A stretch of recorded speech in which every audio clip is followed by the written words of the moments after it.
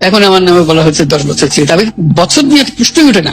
আমি 10 বছর দিয়ে কি করবোটা কি? আমি 10 বছর দিয়ে আমি তো বলছি আমি এই কাজের জন্য নই। দেশে আমার দেশ পরিচালনা করা আমার দায়িত্ব না, আমার কাজ না, আমি জানি না ঠিক।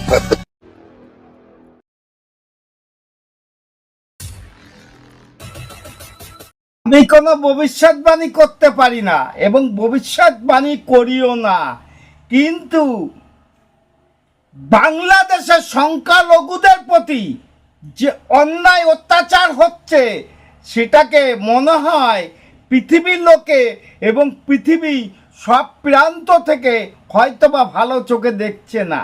কারণ আমিও বলবো আর আপনারাও শুনে রাখুন, বাংলাদেশে যে সংখ্যালঘুদের পরে যে অত্যাচার হচ্ছে সেই অত্যাচার ভারত কোনোদিনে মুখ বুজে থাকবে না। কারণ পৃথিবীর মধ্যে সংখ্যালঘুদের ভিতরে যদি থাকে এবং পৃথিবীর মধ্যে সংখ্যালঘু না সংখ্যাগুরু যদি কেউ থাকে সেটা ভারতবর্ষে।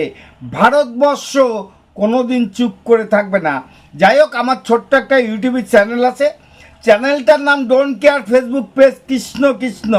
যদি ভিডিওটা ভালো লাগে লাইক শেয়ার কমেন্ট করবেন। আগামী দিনে নতুন ভিডিও আপনাদের সামনে আনতে পারি, নতুন বিষয় নিয়ে একটুখানি আশীর্বাদ করবেন। মানুষ তো মানুষের জন্য, হয়তোবা এই মানুষ আপনার কোনো কাজে লাগতে পারে, তাই একটু চ্যানেলটা সাবস্ক্রাইব করে দিন, ফেসটা ফলো করে দিন। এই মানুষটা কোনো একদিন হয়তো আপনাদের কাজে আসতে পারে।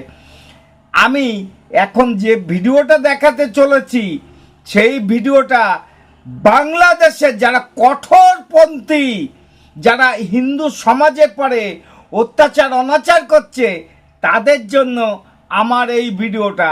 সাবধান হয়ে যাওয়া মনে হয় ভালো, আগামী দিনেও সাবধানে থাকুন, এটাই বলতে চাচ্ছি।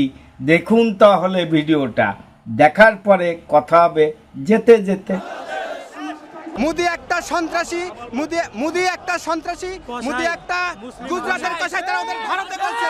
আর এই মোদি এই বাংলার জমিনে বাংলার জনগণ, বাংলার মুসলমান তাকে দেখতে চায় না এবং সেই সাথে ফ্যাসিবাদী আওয়ামী লীগ সরকারকে এই বাংলার মুসলমান দেখতে চায় না। চট্টগ্রামের নন্দনকানন বৌদ্ধ বিহারের ভিক্ষু ও সমিতির নেতাদের মধ্যে সংঘর্ষ। প্রথমে কথা কাটাকাটি আর হাতাহাতি, পরে তার রূপ নেয় সংঘর্ষ ও ধাওয়া পাল্টা ধাওয়ায়। দফায় দফায় মারামারি থামাতে বেগ পেতে হয় আইনশৃঙ্খলা রক্ষা বাহিনীকেও। ভিক্ষুদের অভিযোগ, শনিবার সকাল 11টার দিকে বাংলাদেশ বৌদ্ধ সমিতির নেতারা বিহারের আসন থেকে বৌদ্ধ মূর্তিকে সরিয়ে তারা সেখানেই অবস্থান নিয়েছিল, এমনকি তালা ঝুলিয়ে দিয়েছিল বৌদ্ধ বিহারের নানা রুমে। দুপুর 2টার পর ভিক্ষু নেতারা বিহার চত্বরে জড়ো হলে শুরু হয় দুই পক্ষের উত্তেজনা। মূলত বিহারকে নিজেদের দখলে নিতেই সমিতির নেতাদের এমন কর্মকাণ্ড বলে অভিযোগ তাদের। মন্দিরে ঢুকে ওরা বুদ্ধ মূর্তিকে ভেঙে বের করে ওই অফিসটাতে দখল করে বান্তেদেরকে মারছে। কোনো সমিতি থাকবে না, শুধু বান্তেরা অবস্থান করবে, আমরা পূজা করব। কেন এরা এই ধরনের হামলা দিচ্ছে বারবার? বিকেল 3:30টার দিকে এক পক্ষকে পুলিশ বিহার থেকে বের করে দিলে শান্ত হয় পরিস্থিতি। এ ঘটনায় অসুস্থ হয়ে পড়েন বেশ কয়েকজন ভিক্ষু। পরে তাদের অ্যাম্বুলেন্সে করে হাসপাতালে নিয়ে যাওয়া হয়। বাইরের লোকজন এনে অতর্কিতভাবে বিহারে ঢুকে বুদ্ধ মূর্তিগুলো সরিয়ে দিয়েছে এবং তালা মেরে দিয়েছে। আমার মন্দিরে, আমার কক্ষে ভাঙচুর করে। গত 8 মার্চ নন্দনকানন বৌদ্ধ বিহারের দখল নিয়ে ভিক্ষু ও সমিতির নেতাদের মধ্যে কয়েক দফা সংঘর্ষ হয়েছিল আলাদা আলাদা। ভিডিওটা দেখার পরে আপনাদের কিছু মনে হয় না যে আমরা সনাতনী যারা আছি তারা এখনো চুপ করে থাকতে পারি এবং চুপ করে থাকবো? যদি বলেন এটা ঠিক না, এটা ভুল, তাহলেও আমার একটা কথা আছে, মনে রাখুন। আপনাদের কাছে বলতে চাই, আমরাও চুপ করে থাকবো না। কারণ আমাদের পিছতে দেয়ালে পিঠ এসে গেছে। এখন সামনে এগোবো এবং সামনে এগিয়ে আপনাদের চরিত্র যেভাবে আমাদের প্রতি অন্যায় হচ্ছে, অত্যাচার হচ্ছে, বিশ্ব দরবারে তুলে দেওয়ার জন্য এবং জানানোর জন্য আমরাও জাগ্রত হয়েছি। আপনারা যে কাজকর্মগুলো করছেন সাবধান হয়ে যান। আমিও বলছি আপনারা যেটা করেছেন আর যেটা করতে চলেছেন আর করে যাচ্ছেন, এই অপদার্থ সরকার মুখ বুজে থাকলেও সনাতনীরা কোনোদিন মুখ বুজে থাকবে না।